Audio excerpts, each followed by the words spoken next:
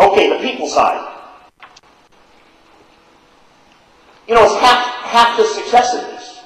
Either you're going to buy into it, or you're not going to buy into it. And I got to tell you something. Whether Warren, Tom, or anybody else, Nick Clark, tells you to do it, not to do it, it's up to you to make that decision. This is something you either perceive value in, and therefore you're going to sign up for it because it makes sense and you want to do it, and it makes your life easier, and it drives satisfaction, and it's a better job. Or you're not going to sign up for it. You're going to sit on the fence. You're going to watch the parade come through town, and if you like it at the end, you might join it. If not, you say, see, I told you it wasn't a good idea anyhow.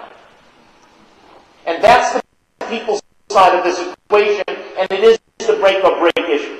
It's the make-or-break issue in every AAA club I've had the pleasure of working with. Now, what we do, oh, by the way, I identified a couple of people issues.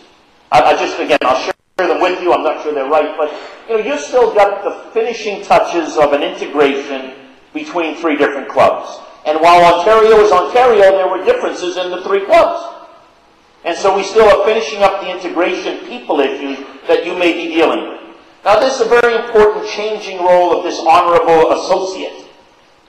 You're being told less transaction focus, move away from that, and proactively deal with the customer focus.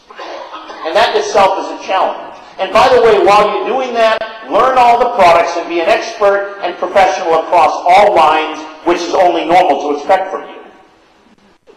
And while you're doing that, make sure this is no longer, you know, the old way of doing business.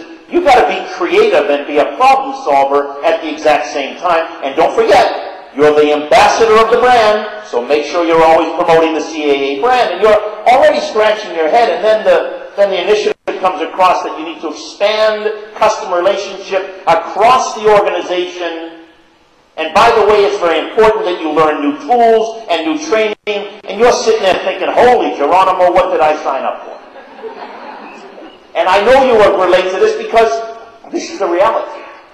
Now, the one thing that the club has agreed to is to take the time in these three series, this learning sessions, to reach out to you and bring you up the ladder. The club is not asking you to commit to this. They're not asking you to be involved in this.